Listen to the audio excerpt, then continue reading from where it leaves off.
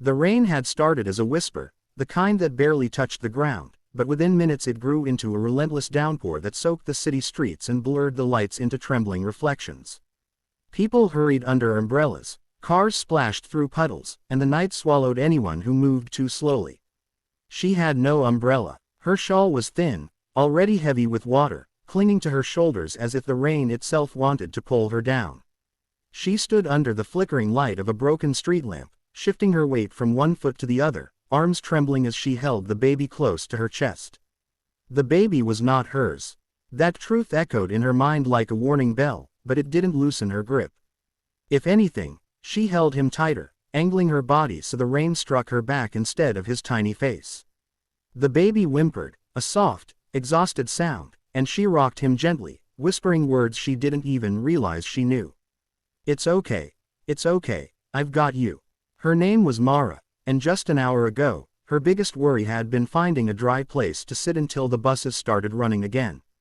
Life had taught her not to expect much more than that.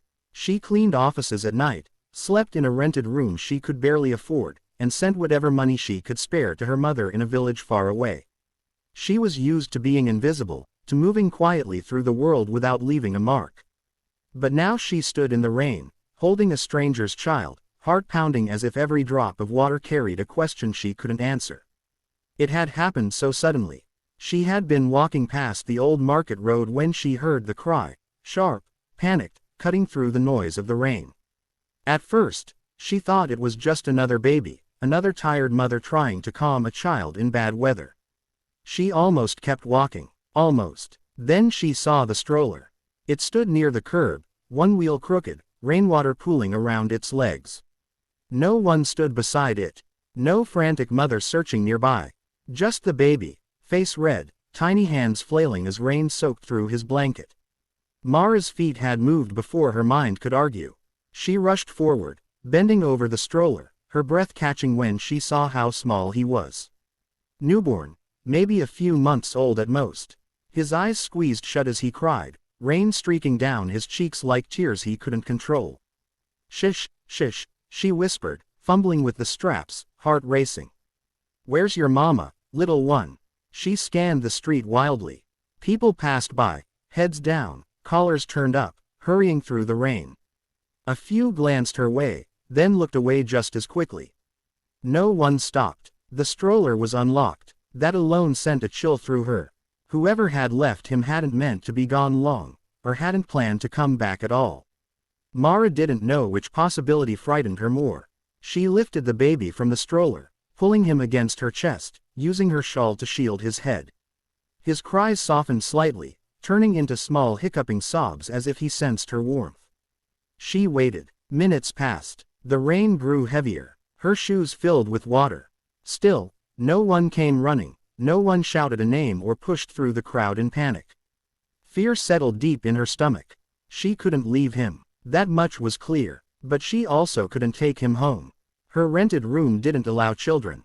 The buses were delayed because of the storm. Her phone battery blinked red, nearly dead. So she did the only thing she could think of.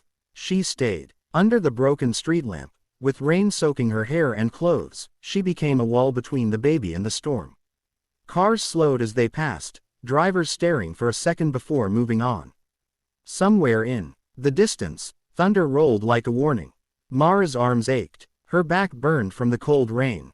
But every time she shifted, the baby whimpered, and she steadied herself again, whispering soft nonsense words to keep him calm. She thought of her younger brother, gone now, who had once fit in her arms just like this. She thought of how fragile life was, how easily it could slip away if no one noticed. "I won't let them forget you," she murmured, though she didn't know who they were. "You matter, I promise." That was when the black car pulled up. It glided through the rain silently, expensive even in the dim light.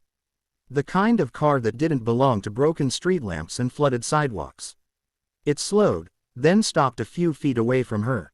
Mara stiffened. The back door opened, and a man stepped out, umbrella in hand.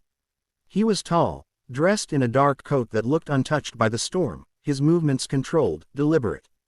Two other men remained inside the car, watching. Her first instinct was to step back, to shield the baby more fully. Years of caution rose in her chest. She had learned to be careful around people with power. They rarely noticed people like her unless it was convenient. The man looked at her, then at the baby, then back at her again. His face shifted from confusion to something sharper, fear. "Where did you find him?" he asked, voice low but urgent. Mara's throat tightened. "He was alone," she said quickly. "In a stroller. No one came back." The man took a step closer, rain splashing against his shoes. His hand trembled slightly as he reached toward the baby, then stopped, as if afraid to startle him. "That's my son," he said. The words landed heavily between them. For a moment, Mara didn't move. She studied his face, searching for signs of a lie, a trick. But what she saw was raw panic barely held in check. The kind that stripped away wealth and status and left only a parent's terror. "He was with his nanny," the man continued, voice breaking despite his effort to control it. "She called, said the stroller slipped when she tried to get into a taxi. The line went dead. I've been searching everywhere." Mara felt her knees weaken with relief and anger all at once. "He was crying," she said softly. "He was getting soaked." "I know," the man said hoarsely. "God, thank you." The baby stirred, opening his eyes for the first time. They were dark, curious, unfocused. He looked up at Mara, then at the stranger beside her, and made a small sound, not a cry, but something close to a sigh. The man exhaled shakily. Mara carefully adjusted her grip, angling the baby toward his father. "He's cold," she said. "But he's okay. I tried to keep the rain off him." The man nodded, swallowing hard. He stepped closer, lowering his umbrella so it covered both Mara and the baby. Water dripped from the edges, but for the first time since the storm began, the rain wasn't directly hitting her face. As he took his son into his arms, their fingers brushed. His hands were warm, steady. The baby quieted instantly, recognizing something familiar.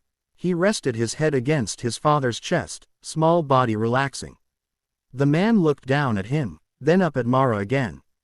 His eyes shone with unshed tears. "You didn't have to stop," he said. "Most people wouldn't have." Mara shrugged weakly, exhaustion finally catching up to her.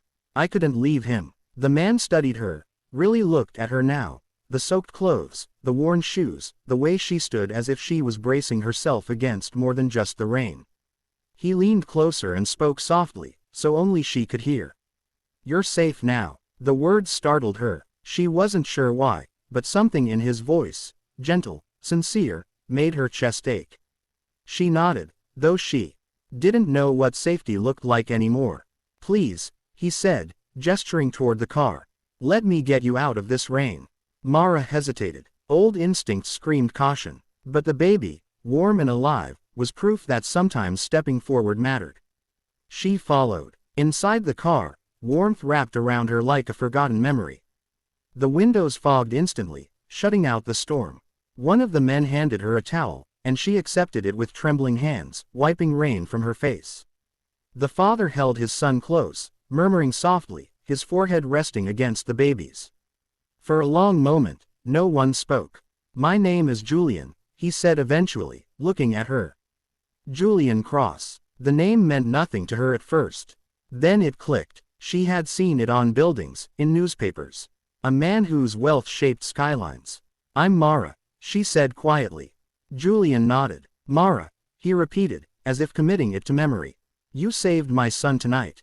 She shook her head. "I just stayed." "Sometimes," he said, eyes steady on hers, "that's everything." The car pulled away, rain fading into a distant sound. Mara leaned back, exhaustion settling deep into her bones, but something else lingered too, a strange warmth, a fragile hope she hadn't felt in years. She didn't know then how much that night would change her life. But as the baby slept peacefully between them, the storm outside losing its grip on the city, fear slowly gave way to something brighter.